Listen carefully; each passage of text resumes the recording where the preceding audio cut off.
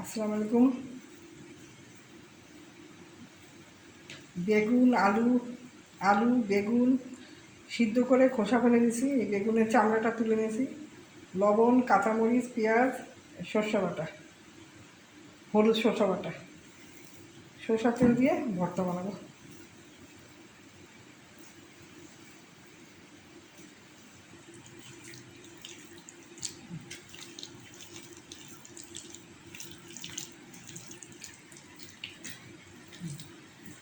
বেগুন আলুটা চটকে নিয়েছি ভর্তা করে।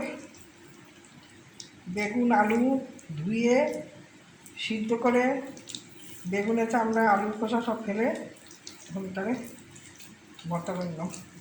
লবণ, এই সরষে বাটা, এই যে সরষে বাটা, কাঁচামরিচ, পেঁয়াজ সব একসাথে মেখে নেব সরষের তেল দিয়ে।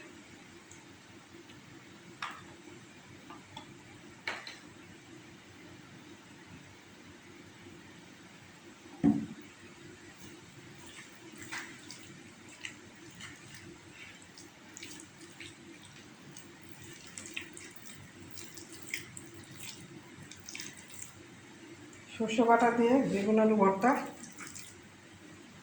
গরম ভাতের সাথে খুব মজা।